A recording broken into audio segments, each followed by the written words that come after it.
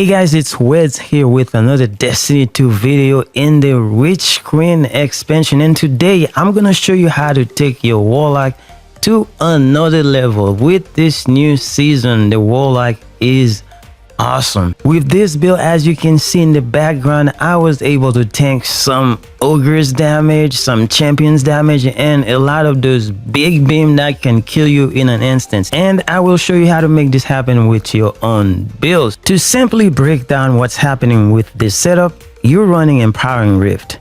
As soon as you drop your Empowering Rift, you activate both Devour because of the exotic and Void Soul because of the aspect we are running. Now with Void Soul active, as soon as you hit any enemy with your weapon, the Void Soul will travel to that enemy or however many enemies you hit.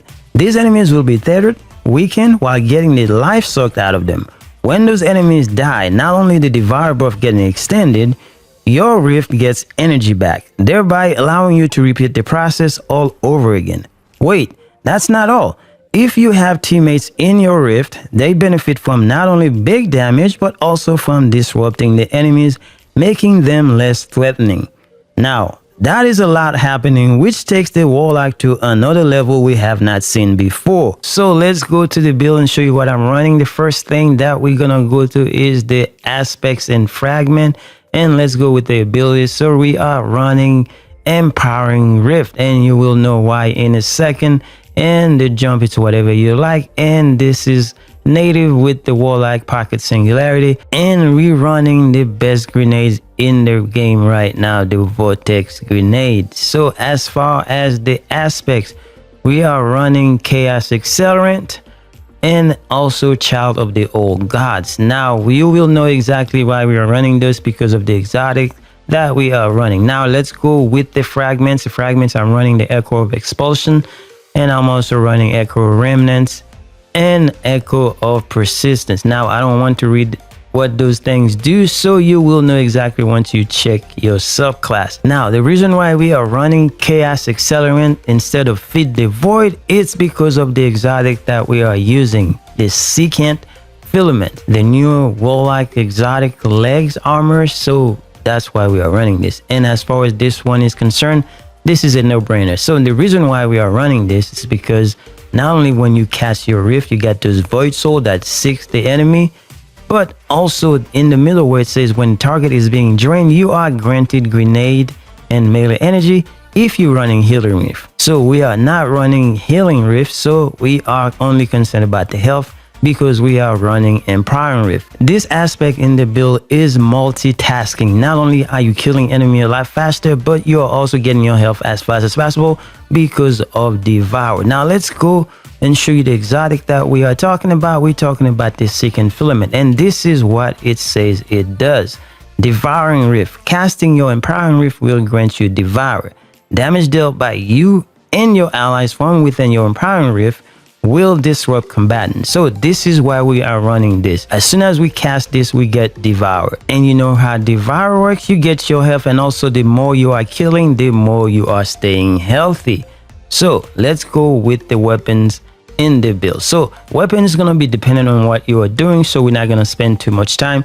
But what I would highly recommend is try to use a weapon that is void, whether it is on your energy slot or in your heavy slot. It is gonna be beneficial for you because of the mods that we're running and because of the season as far as volatile flow is concerned. But we are running a rocket launcher that we like, so it could be void. If you don't want to run the Galahorn, you can also use one of those, the Palmyra B, if you don't have a void rocket launcher. But this one is very good because you got auto loading holster and also explosive light. This is for big damage, especially when you are doing boss damage. So make sure you get one of those or use whatever you want. Now let's go over to the armor, starting with the helmet. We are running elemental armaments because we want to create some wells for our build. So you can use this, or you can also run this one, elemental ordnance, because if you get grenade kills, then you get your well, so you can use it for whatever reason you need to. For the second slot on the helmet, I'm running Psionic Forging because I'm running one of those weapons, like I'm going to show you real quick.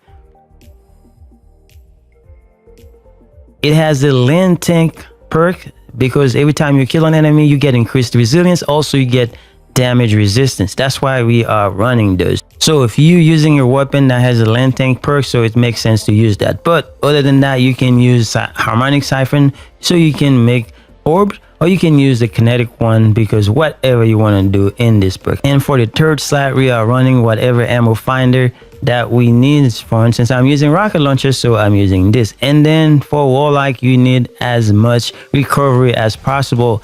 That way you can have your rift as often as possible.